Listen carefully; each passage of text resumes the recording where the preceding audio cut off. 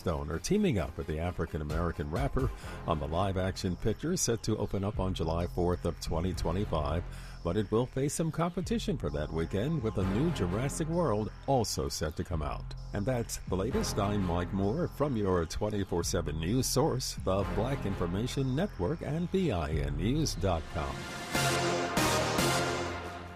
Some people just know the best rate for you is a rate based on you with Allstate, not one based on anyone else. So if you drive safely, you could save money. Good to know. Visit allstate.com or call for a quote today. Is this the time? This is the KBLA Sports Minute with Ray Richardson. The Clippers will play Dallas in the first round of the NBA playoffs. The teams locked up the 4th and 5th spot in the Western Conference standings. First round games tip off April 20th. The Lakers will play Golden State in the play-in round next Tuesday. As the 10th seed in the West, the Lakers will have to win 2 games to make the playoffs. If they lose to Golden State, they are done for the season. The NBA wraps up the regular season schedule this weekend. The Lakers are at Memphis tonight and New Orleans on Sunday. The Clippers are at home tonight against Utah.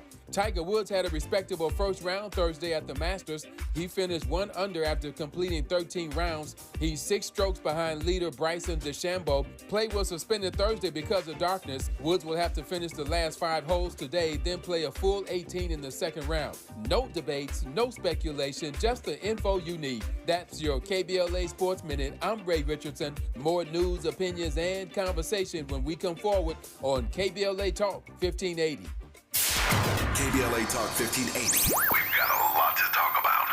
Hi, I'm Tavis Smiley. And I'm Captain Mayor Emma Sharif. You have no doubt been hearing promos and expert conversations on our various weekday shows and downloading details at KBLA1580.com about our climate justice campaign, which is now in full effect. The city of Compton is pleased to partner with KBLA Talk 1580 to celebrate Earth Day 2024 as we serve, share, and help our city shine. And KBLA Talk 1580 is just as excited to join the city of Compton as we broadcast live and bring our KBLA delegation with us to help clean and beautify our community, and you are invited to join us. Come meet us on Saturday, April the 20th from 9 a.m. to 11 a.m. at 212 West Cypress Street in Compton as we fan out to clean up our city. The first 50 KBLA listeners to hit our website at KBLA1580.com will receive a free KBLA tee when you join us on Saturday morning, April 20th from 9 a.m. to 11 a.m. at 212 West Cypress Street in Compton. Now, no show, no shirt, but sign up at KBLA1580.com right now to help us clean up Compton as part of Earth Day 2024. We will see you on Saturday, April the 20th, 9 a.m. to 11 a.m. at 212 West Cypress Street in the city of Compton to do our part for Earth Day 2024. We are KBLA Talk 1580, caring about the climate, caring about the community, cleaning up Compton. First things first.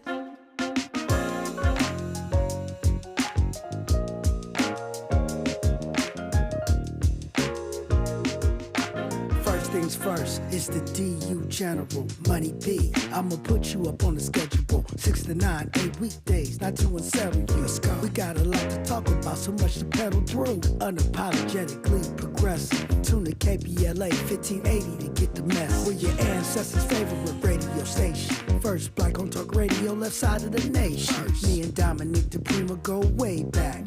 Tap Smiley making sure the station stays black. Discussing all the issues in our community. We're hosted black and brown and others find unity. So let's talk about it. Maybe we can improve it. Digital underground, always down with the movement. So we tune in. The first things first with the queen of Black Talk Radio, Dominique DiPrima. Go sis. First things first.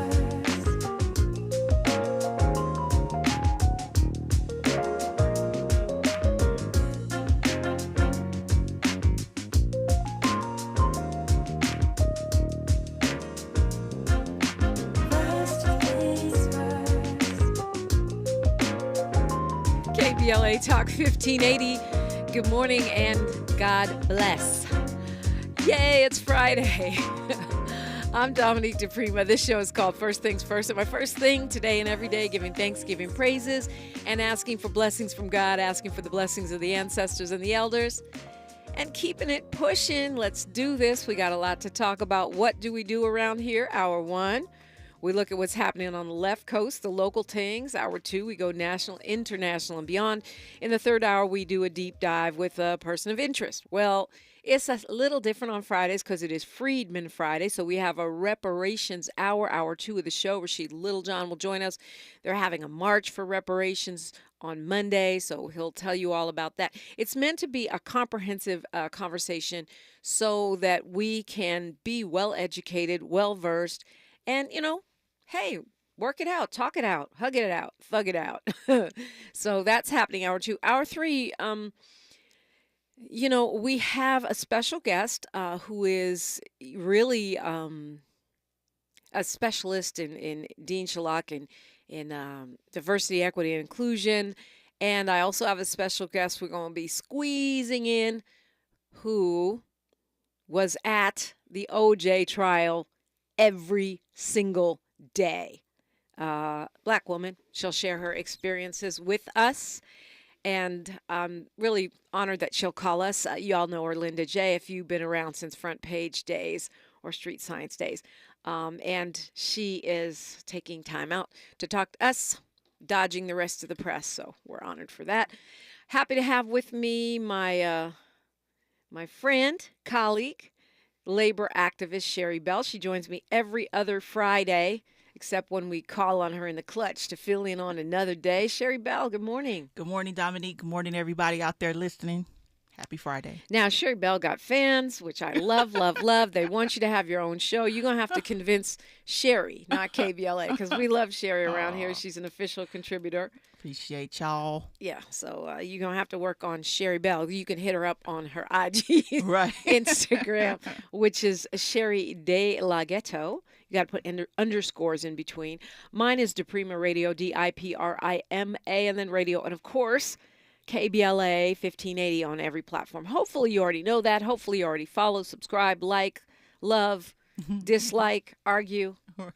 Do people hit you up from KBLA on your Instagram, Sherri? Not really. I do get new followers that I can tell, that were listening. And the funny thing about radio is that you never know who's listening. Yeah. Because I got hit up by somebody that, is a longtime ally, and I didn't even know they were listening. And I was like, wow, that's cool, right? Yeah, it's bizarre. I mean, we get a little sense of it in the YouTube chat, but that's just such a small sampling because it's whoever has time and energy to be up and in YouTube. But the conversation in there is always amazing. Like, things that you don't think about, and all kinds of people hopping in and out. So it's the chat is where it's at. I've seen you in there before, even. Right. Yeah, it's hey, I'd be in there. But I think that's one of the things I love about radio. It's because it's live. It's like this really old-fashioned technology. Right.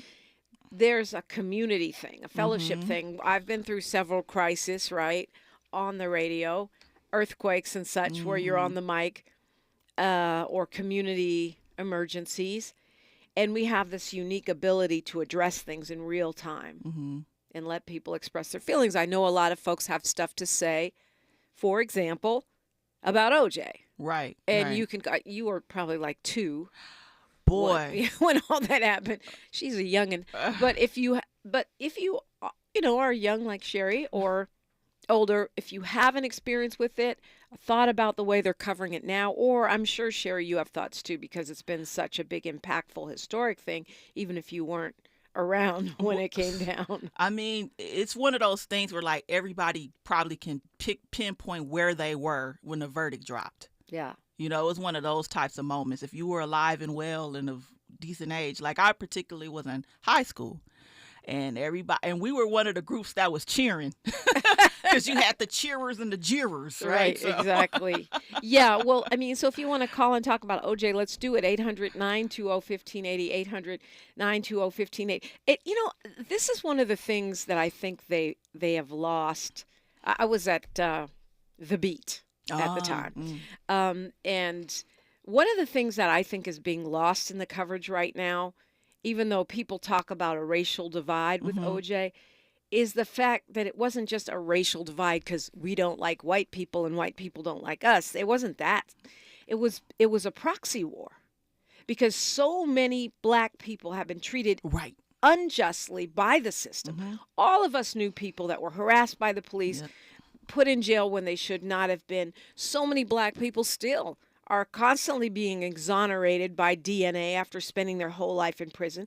So people were happy somebody finally got a break. You know what? That's what Issa Rae meant when she was like, I'm rooting for everybody black, because there's so many instances where black people have been cheated and just, been robbed and framed and, disenfranchised. So, of course, when we're up against anything, like even we swimming in the Olympics, Yeah, woo, swimmers.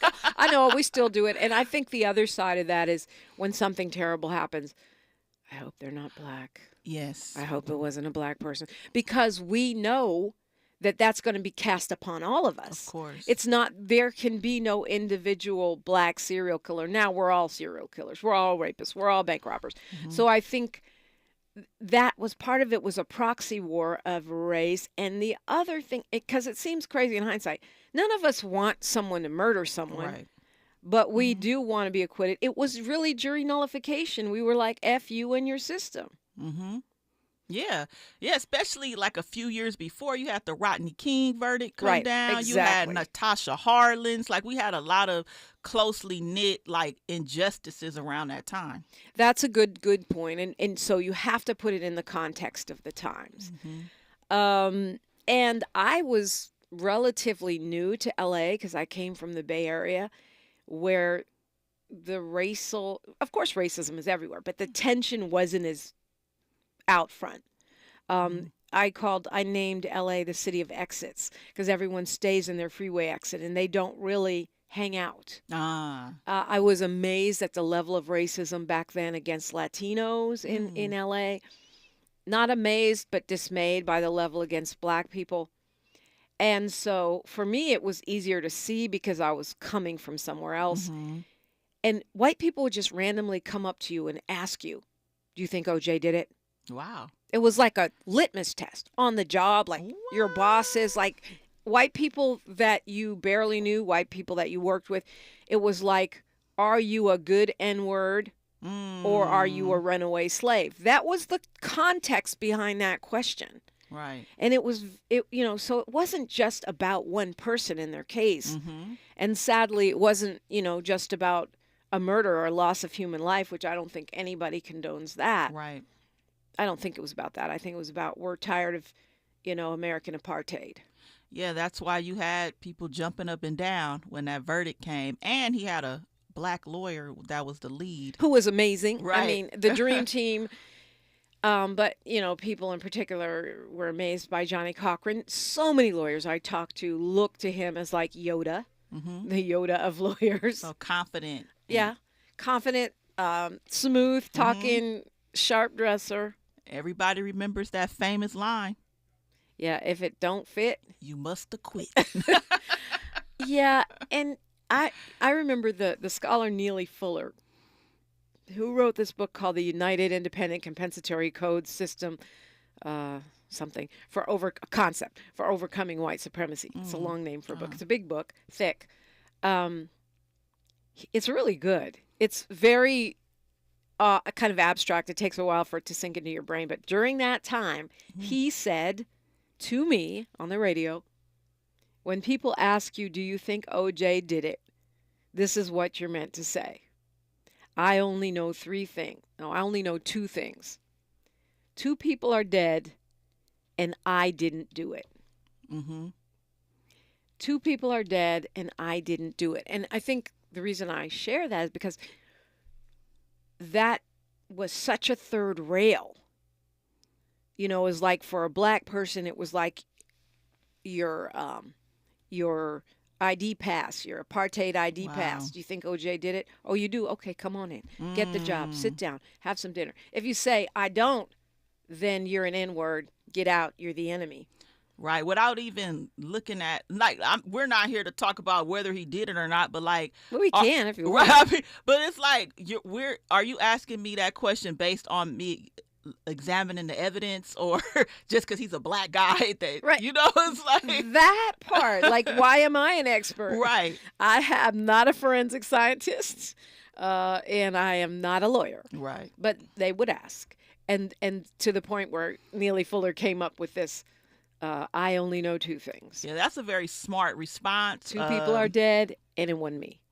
I did not do it. Right. That's what we know for sure because I wasn't there. Exactly. Right. But of course, it's funny because my bonus mom, Amina Baraka, was one of the few black people I knew who was like, he killed them people. She was like that, like from day one. He killed them people. I don't care what y'all talking about. This is injustice. He killed them people. And it's just, at the time, it gave me a different perspective because, like you said, everyone was cheering. Everyone was caught up in F the system, Right. By everyone, I mean everybody black. Yeah, I think that even though people were cheering, they probably were some doubts, but there were some things that came out in that trial about Mark Furman using the N-word. Right, after he said he never did. Right, and so, there were some doubts, right? That's the trial's, the defense's goal, right, to create that reasonable doubt. Reasonable doubt. Reasonable doubt, yeah. Yeah, well, you're welcome to call in if you want to talk about this or anything else. I think the level of racist vitriol that was unleashed by talk radio back then was insane. Wow. It was like because black people were rooting for OJ, that we were going to be painted as everything but a child of God on those radio stations. And I remember my listeners, because I had street signs back then, calling, this is the early days of street signs, calling to vent. Because they were mad about something they heard on KFI, these racist people over there, or KABC. They were so angry, and we were the only outlet they had. And we did a little something about it. I'll share that story, and we'll talk to you. And Sherri's got some really interesting local news to share as well that we'll chop up. Let's talk about it. That's what we do around here. KBLA Talk 1580. She's reclaiming her time on KBLA Talk 1580. More First Things First with Dominique DiPrima when we come forward. We used to argue about whose turn it was to clean the gutters, but then I had Leaf Filter gutter protection installed. Wait, I told you Leaf Filter had free inspections and estimates and a lifetime guarantee. Meaning we never have to argue about whose turn it is to clean the gutters again. But I visited leaffilter.com/beacon first. No, I did. It doesn't matter who. Visit leaffilter.com/beacon to schedule your free gutter inspection and get up to 30% off today. See representative for warranty details. Promotion is 20% off plus a 10% senior or military discount. One discount per household. Without the ones like you who work tirelessly to keep things running, everything would suddenly stop. Hospitals, factories, schools, and power plants, they all depend on you. No matter the weather, emergency, or time of day, you're the ones who get it done. At Grainger, we're here for you with professional-grade industrial supplies. Count on real-time product availability and fast delivery. Call, click Grainger.com, or just stop by. Grainger, for the ones who get it done. On your period, sudden gushes happen without warning. But now, you can say goodbye to stand-up gush fears, thanks to Always Ultra Thins with rapid dry technology. It absorbs gushes 2 times faster than the leading store brand and gives you up to 100% leak-free protection. Hello, clean and comfortable with Always Fear No Gush. 1 in 3 children born today will get diabetes. This sad prediction by the Centers for Disease Control will come true if millions of Americans don't improve their lifestyles, especially by changing what they eat, how much they eat, and how active they are every day.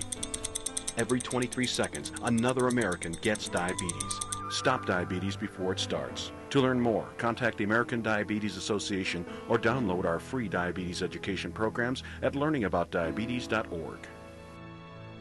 Some days I cover up because of my moderate to severe plaque psoriasis. Now I'm hitting the road with clearer skin thanks to Skyrizi, Risankizumab Riza, a prescription-only 150 milligram injection for adults who are candidates for systemic or phototherapy. With Skyrizi, 3 out of 4 people achieved 90% clearer skin at 4 months. And Skyrizi is just 4 doses a year after 2 starter doses. Don't use if allergic to Skyrizi. Serious allergic reactions and an increased risk of infections or a lower ability to fight them may occur. Before treatment, your doctor should check for infection and tuberculosis. Tell your doctor if you have an infection or symptoms such as fever, sweats, chills, muscle aches, or cough, or if you plan to or recently received a vaccine.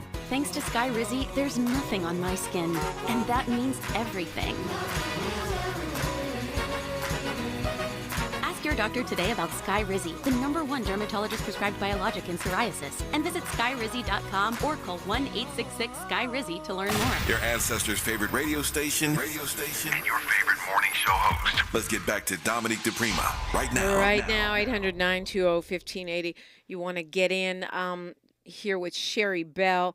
We're talking about OJ, and one thing you brought up that was off mic, which I think is an important point, is that O.J. Simpson had crossed over. Like a lot of black people who get incredible fame and fortune. And probably he was one of the early ones to cross all the way over. Right. To be, an advertising guy, a spokesperson, obviously his wife was not his second wife was not African American. Right. And so people, some people were like, well, he doesn't love us. Well, why do y'all love him back? And, I've seen that a lot. You see that a lot. Celebrities who don't embrace the black community, then they get in trouble with the law. Tiger Woods. No, just playing. Tiger. Someone argued Jonathan Majors. Oh. Right? But we are pretty forgiving. I mean, black people, I don't know. I can't think of a person who we refuse to give their black card back to. Right. I mean, and that goes back to like a lot of the trauma that, our group of folks have faced, throughout this country, just being mistreated and ousted. We often are more accepting of not only our people, but others, right? We know what it's like to be mistreated and ousted. So I think that level of empathy is there. But I mean, OJ was also very charismatic too. Yeah. Charismatic, handsome, rich. Right.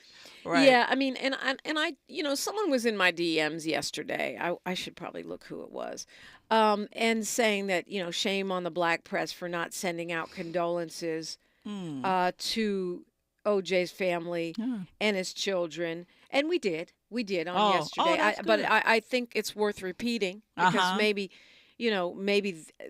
I think that's a fair point that we're probably not doing it enough because.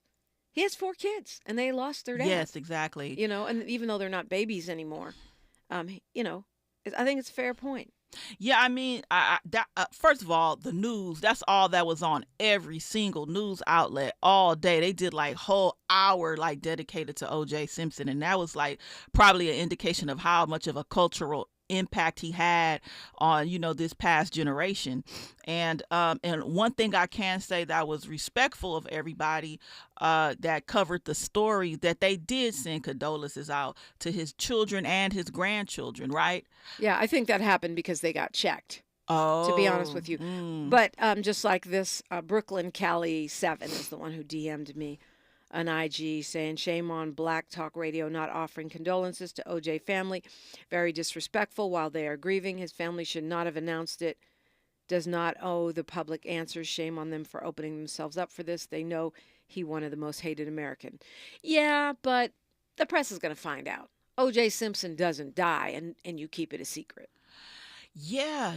And they are due condolences for sure. All right, we're going to go to Kwamel calling us from the city of Gardena. Hi, Kwamel. Yeah, you sound almost not disappointed in your call. I'm like, yikes. Nah, peace. I was, I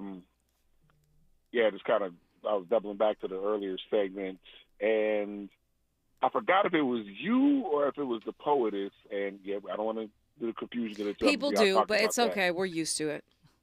So it was a segment. I believe it was on 92.3, where it had either of you two talking to Larry Elder No, Tom that was Leykis me. and- That was me. That was not Okay. at all the poetess. When I said that Yeah. everyone was talking smack and they were calling me, black people were calling me upset, I invited Larry Elder. I invited all the people, and the ones that said yes were Larry Elder, John Cobell, and Tom Leykis. And those three white people came on my show, and we fought like cats and dogs. You remember that, Kwamel? I mean, because I was a Tom Leykis fan. I was listening to the other station before they turned into full bore, kind of progressive. Then became the other thing. I was relatively new in town, so they didn't know what they were in for. They thought, probably some ditzy talk, because the Beat was a music station. They probably thought some ditzy hip hop girl, and I just went in there swinging. Actually, their boss called me and asked me if I was interested in a job. Wow. I'm about to listen back to that. But it was beautiful though, because I mean, I was just hearing about Elder for the first time, and I remember my uncle later on be like, that dude. You know what I'm saying? But Leykis in particular, I appreciate, because I was already a Leykis fan. He always kind of called himself a left-leaning libertarian, even though he kind of did the thing for the other station. But yeah, well, in the environment of talk radio back then, he was left-leaning, which means you're not a Nazi, basically. Indeed, yeah. I remember his slogans, but I won't get into that. But I appreciated that he kind of went at the whole thing about, well, guess what? White people, the system worked. You know what I'm saying? Kind of had that contrarian thought versus kind of just running with what all the other clears would do, and just be all like, oh my God, why is this man not riding like we expect him to? Because and I just appreciated that he was there, letting it be known like this way was a good way for it to go, to show that it wasn't always. He didn't say that on my show, though, did he? But here's the thing. It's fun. I meant to mention that, Kwamel, and last night I was thinking I got to dig up this tape because I have it in my garage. Oh my God! Dig up this tape. Wow. I have it. Yep, I do. Wow. That is a gem. That is gold. Oh my God! You Yeah. gotta post that. You gotta post that. I can't wait. I have to find it. Any event, I think. I wanted to throw that out there, and thank you for your time. Oh man, Kwamel go way back, digging through the crates to street science. Wow. Yeah. That probably was a very interesting conversation, and I'm pretty sure you held your own. Yeah, it was quite combative, to be honest with you. Larry Elder told me I never read. I was like, we might not be reading the same things. Oh, wow. But it's true. That's how I became friends with Howard Neal, who was the general manager of KFI. He called me and said, good job embarrassing my guys. And he's been one of my radio mentors ever since. That's awesome. Yeah, yep. Let's go. Okay, you can start. We got news, traffic, and sports, and then we continue on the other side. Okay, Dwight from Compton. Good morning, Dominique, and good morning, Sherri. I want to wish both of you a good weekend, and thank you, Dominique, for having the Mayor of Compton on the other day, and for the cleanup, the Earth Day cleanup coming up on the 20th at 9 a.m. in Compton. And Dominique, I just want to kind of refer to this Arizona law. I mean, it is so sad that they're going back to 1864. That was before Arizona was even a state, and before women could even vote.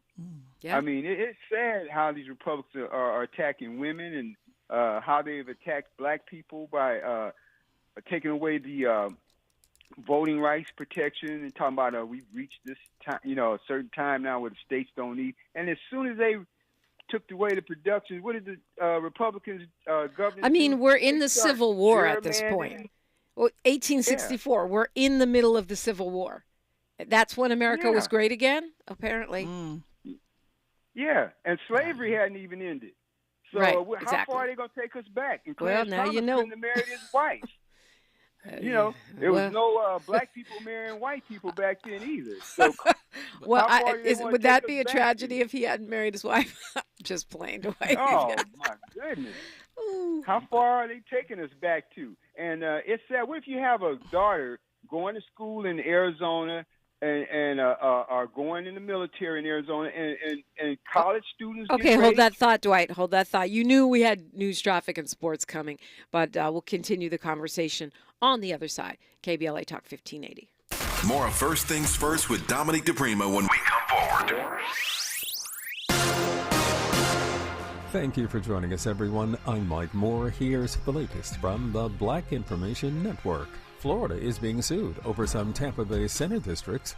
The ACLU and 2 other organizations filed the suit in federal court on behalf of 7 residents from Tampa and St. Petersburg. They claim Senate Districts 16 and 18 were unconstitutionally gerrymandered in a way to diminish the influence of black voters.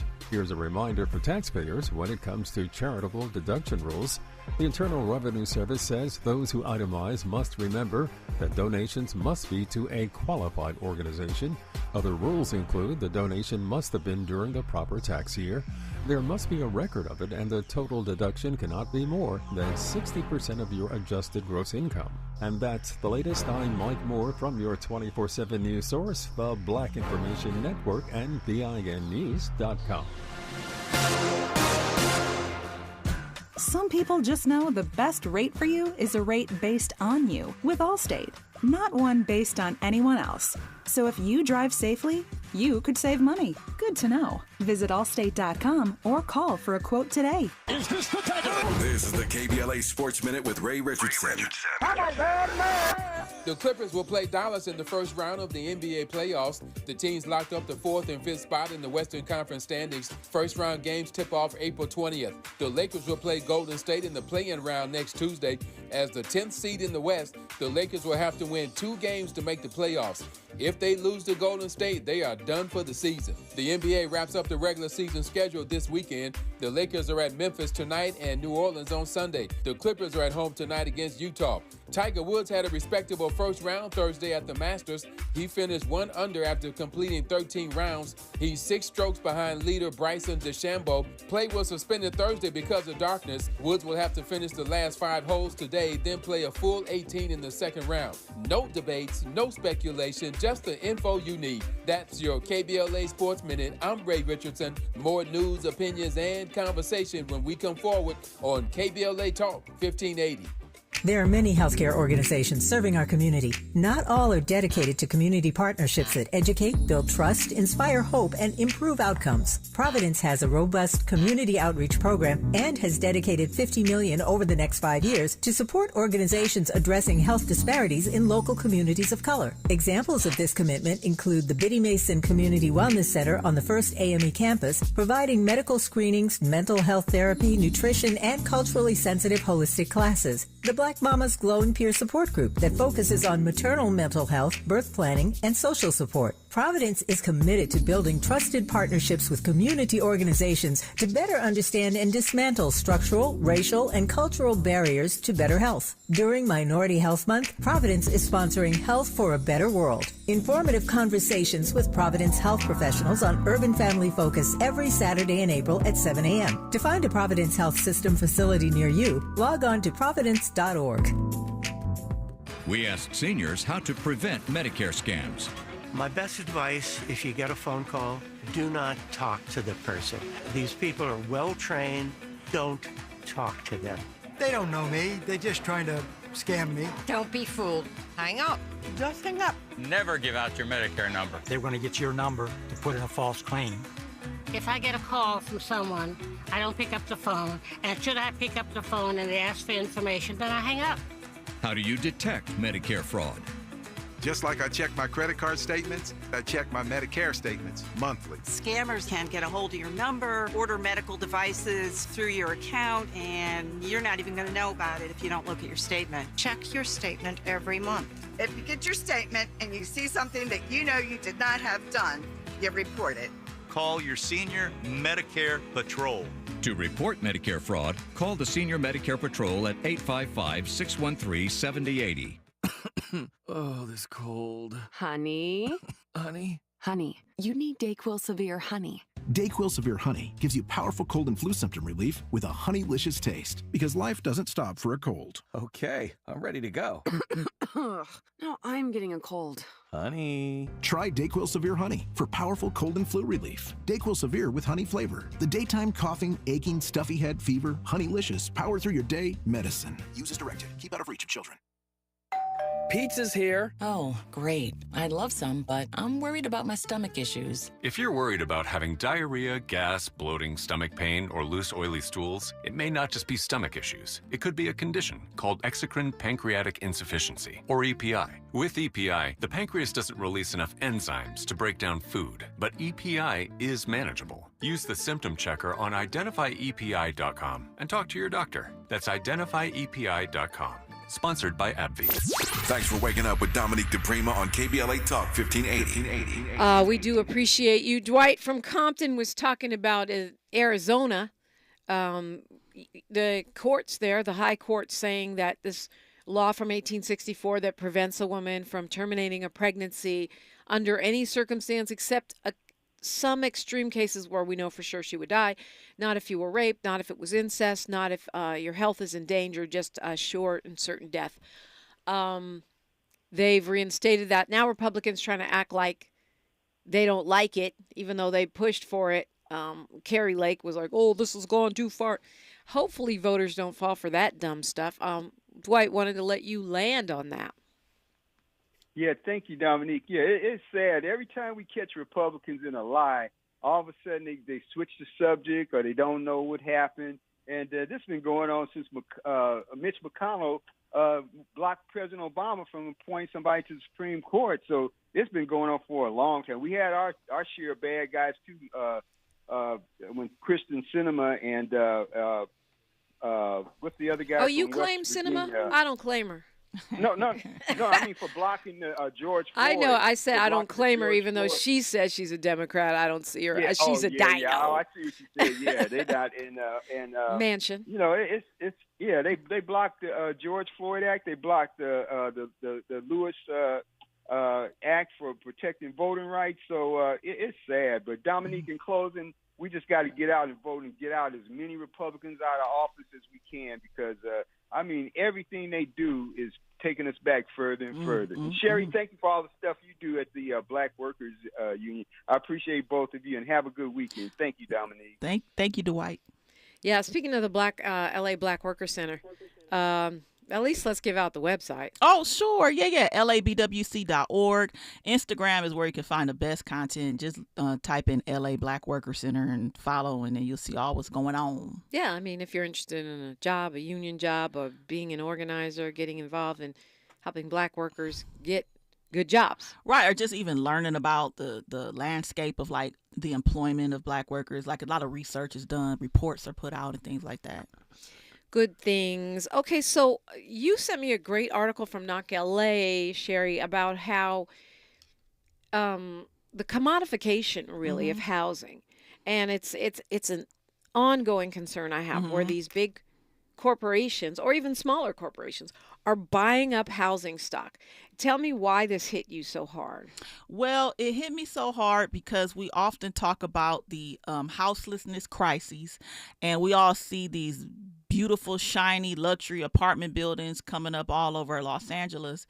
And, you know, we can see that it's a problem, but I feel like what I don't hear, and I know it's probably being talked about, but what I don't hear talked about enough is how a lot of these apartment buildings are owned by private equity firms, just like corporations who have the capital to buy up, you know, these buildings. And what they do is they don't care about the human, right? They look at it as purely a business and a commodity.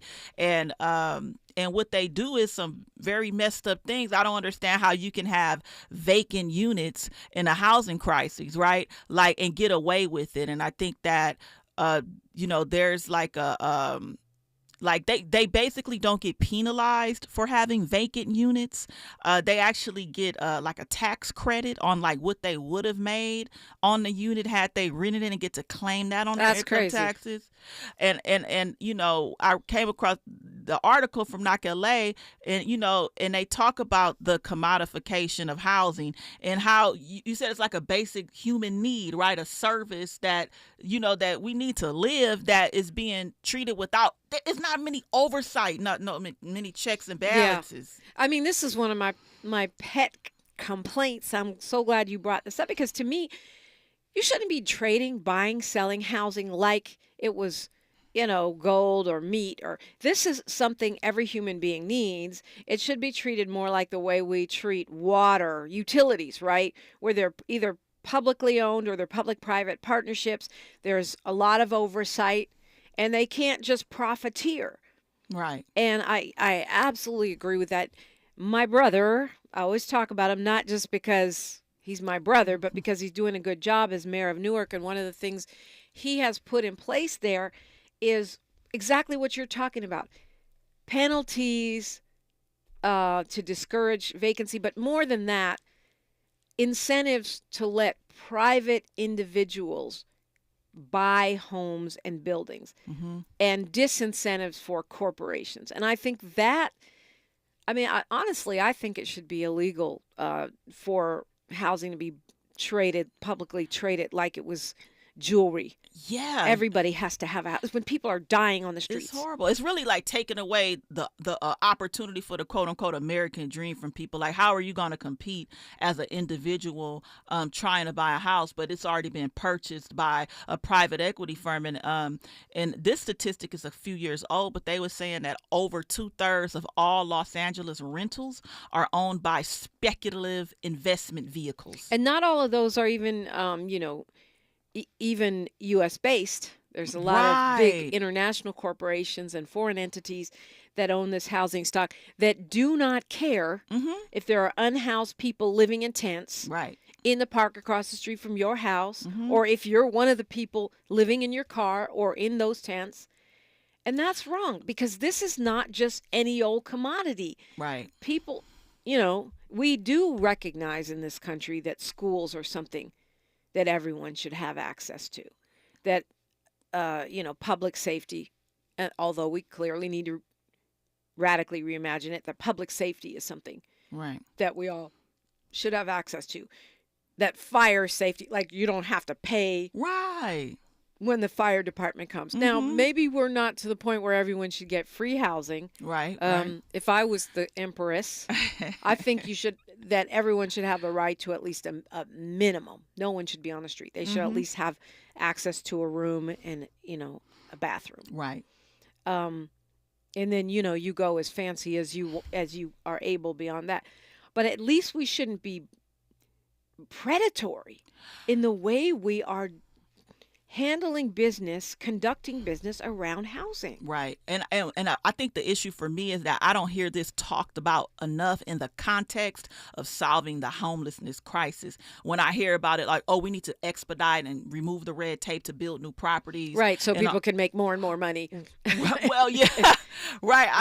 Or we need to more affordable housing built. Like, I don't really hear this being talked about as something that should be addressed or eliminated or deeply regulated.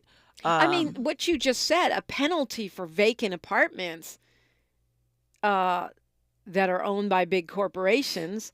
I don't know that we want to penalize, Mom and a pop. senior that has one flat that she hasn't found a tenant for. But if you're a corporation and you have empty apartment units, you shouldn't get a credit for that. You should get a penalty. Right, yeah. And there's groups out here fighting against that, like KBLA, like the tenants union.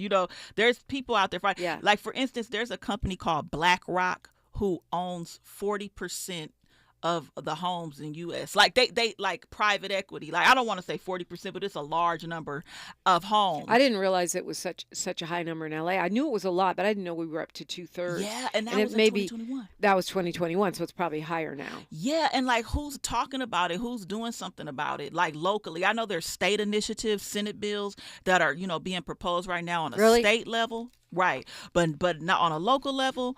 I don't hear it being talked about enough. And there was so many opportunities. I mean, you look at ULA, even though wealthy people and apartment owners are dodging it, right? Which taxes sales of homes over $5 million. If you were to penalize all these empty luxury apartments, think of all the money you would raise to help people not get evicted. And or these landlords, these big corporate landlords would figure out how to get people living there. Exactly. And they just holding on to them like a piece of stock. Like, they waiting for their stock investment to get, a better return. And then they're going to, cash out or whatever, right? Yeah. I mean, there are places, not in the United States, but in other countries where it's illegal, for example, to charge to apply to an apartment. Or to charge a deposit. There's so many obstacles in the way for renters that we could do something about. Simple things, like you said, on a city level, on a county or state level. I know for sure because I have friends who have been through this, that there's landlords out there, and I think some of these mostly are corporate landlords, that just take endless applications and they charge $50 to $100, even though they know that apartment is already rented. Yes, I've been in that situation before, going to a beautiful open house for a rental, and everybody's getting charged $33, and it's a room full of people, right? A room full of people, and I just felt like so discouraged and so also like a potentially scam victim. Yeah, I think it encourages profiteering. I really do. Daryl Brown says, I support Magic Johnson's past proposal for people in the so-called jungles to buy their apartments and thereby qualify for the mortgage interest deduction, allowing them to leverage that asset. Yeah, those kinds of programs for businesses and homeowners are really important. Sherri Bell and Dominique DiPrima, you're welcome to join in the convo, 800-920-1580. We are unapologetically progressive. KBLA Talk 1580. A safe place to go loud. A great place for progressive politics. KBLA Talk 1580. For the ones who work hard to ensure their crew can always go the extra mile, and the ones who get in early so everyone can go home on time, there's Grainger, offering professional-grade supplies backed by product experts so you can quickly and easily find what you need. Plus, you can count on access to a committed team ready to go the extra mile for you. Call, click Grainger.com, or just stop by. Grainger, for the ones who get it done. Sometimes I struggle to get to sleep. My body stopped for the day, but my mind is still running. So I take ZzzQuil. ZzzQuil, the world's #1 sleep aid brand, has a range of non-habit-forming products to fit you and your family's needs. Invest in a great night's sleep for the best you tomorrow. I'm awake and ready to take on anything. Better days start with ZzzQuil nights. Explore our products at ZzzQuil.com. Use as directed. Keep out of reach of children. To help combat climate change, LADWP is helping neighborhoods have better access to electric vehicles by awarding nearly $130 million in EV rebates to customers just like you. From big savings on used EVs to building new charging plazas, LADWP is charging ahead to help all Angelinos experience the benefits of EVs. Get rebates of up to $4,000 for a used EV and $1,750 for a charger. Learn more at ladwp.com/EV. That's ladwp.com/EV. Sometimes we lose, sometimes we win. Sometimes we try to fit it all in. Sometimes we don't know what's in store. Sometimes we find what we're looking for. Sometimes we're rolling easy and free. Sometimes 1 and 1 makes 3. So much to love along this ride. That's why Nationwide is on your side. Nationwide Mutual Insurance Company and Affiliates, Columbus, Ohio. Your floors can go from clean to dirty fast. From juice spills, whoops, to muddy paw prints, to little sticky finger marks. Good thing your Swiffer WetJet works fast too. Swiffer WetJet easily cleans everyday messes as quick as they happen. The next mess is right around the corner. So grab your Swiffer WetJet and just spray, push, all clean.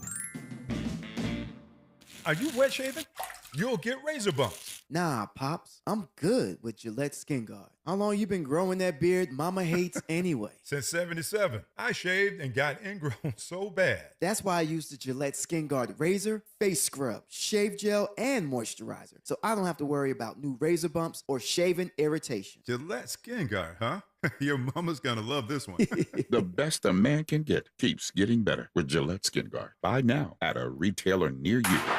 This is KBLA Talk 1580, where everybody is somebody and nobody is a stranger. You belong here. Yeah, I want to circle back to this housing thing. Just shout out to some folks in the chat. Molly Bell says she has tons of photos. Maybe she'll call a little hopes to post today. She says OJ was not guilty. I have photos, had been there every day. Big Money, who's in the hospital now, didn't know he was in the hospital. Get well soon, Big Money. Morris Griffin. Linda J., who we'll hear from later today, Virginia Pratt, Muhammad Mubarak, and me.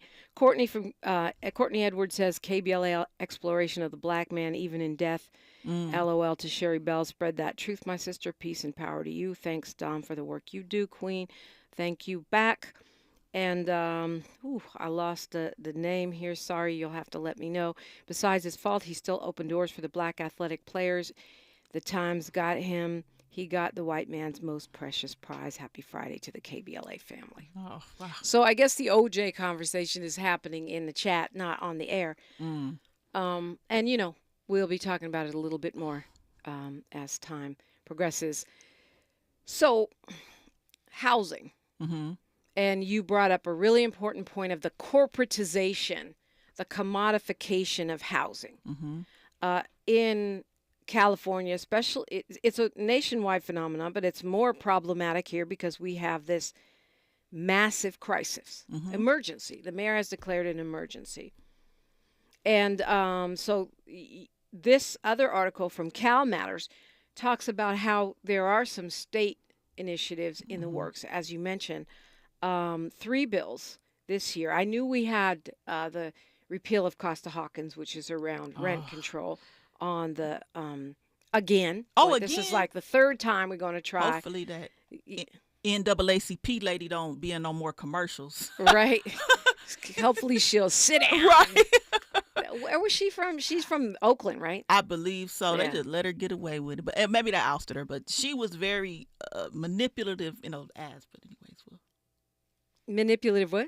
In those ads when we were trying to overturn that loophole, that corporate tax loophole, right? But okay, so these three different bills will be keeping an eye out for. Assembly Bill 2584 by Alex Lee bans institutional investors from buying or investing in additional single-family home properties and then renting them out. I love this. I hope it gets passed. I don't know. I know. So many of our lawmakers are taking developer money. And developers probably themselves. Who knows? Yeah, that part. Senate Bill 1212 by Nancy Skinner, coming out of the Senate. She's from Berkeley. It would ban institutional investors from purchasing, acquiring, or leasing a single-family home or duplex for any reason. That ain't going to pass, but I'd vote for it. Yeah, it's like big money, man. You up against big money right there. People that have they got money, so that means they got lobbyists and, so it's difficult. This is one of the things that I have said repeatedly that everyone pretends like I don't say it. I think that our city council and mayor should be banned from taking developer money at all in their campaigns. Yeah, how is that even legal? But it is, especially the city council, because they're the ones that make decisions, as we saw with Jose Huizar, right? Taking bags full of money from developers. Yeah, developers. I mean, he's going to jail and all that, but still, I just think, Yeah, it's definitely a conflict of interest, especially when they're doing things like this, like making the housing crisis worse. Right. It's too bad to be doing that. And then Assembly Bill 1333. Thank you for letting me know about these bills, Sherri. I wasn't aware. Oh, yeah. It would ban developers from selling homes in bulk to big investors. Yes, that gets to the heart of the matter. It's aimed at the increasingly popular build-to-rent projects where developers build single-family subdivisions with the aim of selling them to single-family rental companies. So in other words, creating rental housing specifically to be commodified, corporatized, and exploitive. Yeah. Wow. Ain't that crazy? At least somebody's paying attention. Okay. That's interesting. That bill is backed by the State Association of Realtors because they want to ban bundled sales because it cuts their members out of the profiting from buying and selling of those homes. I didn't even think about that. All these jobs, all this actual, local recycling of money that's cut out when these corporate entities, the realtors are losing their commissions, the people are losing housing opportunities, the prices are driven up. Yeah, and I remember some measure a while back, I think it was called Measure J or Measure Triple J, where like a certain number of these new developments could only be a certain height and a certain number of the units had to be affordable and it had to be union built. But I didn't know about this stuff at the time. And I was a grown adult, so that proposition didn't have any of these, accountability measures for these equity, private equity firms that are building these big buildings. Like they just got to build under the guise of, okay, we're going to let union people build it. We're going to make some levels of these affordable and they can't be a certain height, but we're going to buy, sell, and trade and commodify a public. You know what I'm saying? Right. And I always wonder about those local hire provisions, are they really meeting them? And the affordable or so-called low-income housing, if we're really tracking that the way that we should. I think that should be the job of the California Department of Civil Rights. They do the housing discrimination. They should be tracking that. But yeah, who knows? I don't think there's any enforcement or oversight about that. I don't know. I just know that if a person probably files a complaint, then it probably will be looked into. Yeah, I mean, I know that's one of the things that Mark Ridley Thomas, supervisor council member, was working on. But they took him down, at least for now. He may win. He could still win on appeal. I can't wait to see him come back in some capacity because he is a treasure and a jewel to the community. A champion for the people, for sure. And I know for sure because we've had conversations on the radio about that specific thing, about the compliance in these project labor agreements and low-income housing agreements. Surely someone else is working on it. I'm just not familiar with it. But if it is the California civil rights, then they are going to need an army. They're going to need an army of investigators. Man, yeah, because it's kind of shady and kind of disappointing that people be thinking, oh, man, I got a chance, to live here. I get a chance to stay in my community or move into a better dwelling because a certain part of these are going to be affordable. But right. Yeah, I know people that have been on those waiting lists since the Ice Age.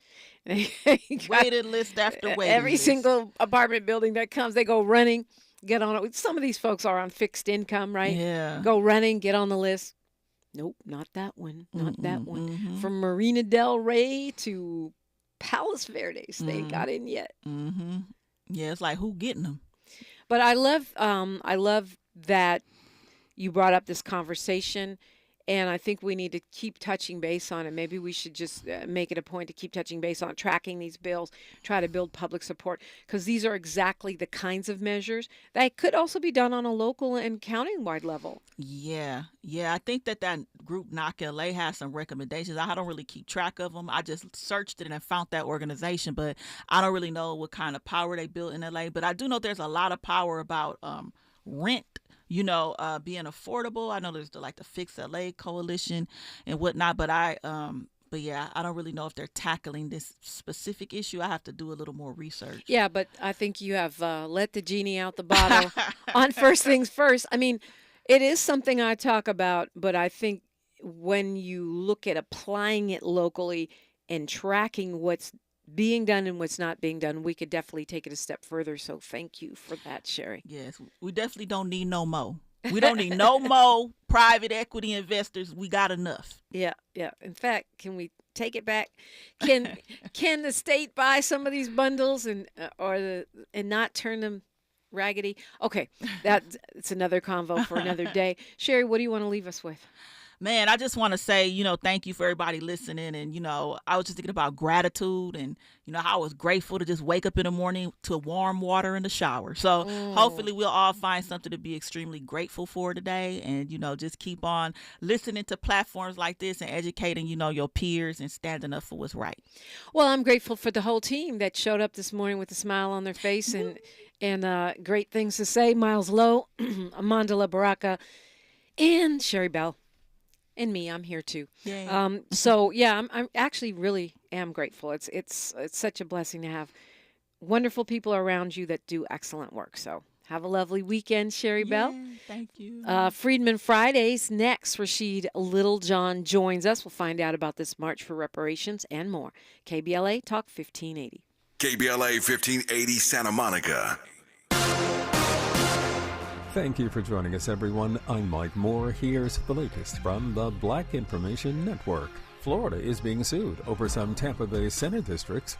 The ACLU and 2 other organizations filed the suit in federal court on behalf of 7 residents from Tampa and St. Petersburg.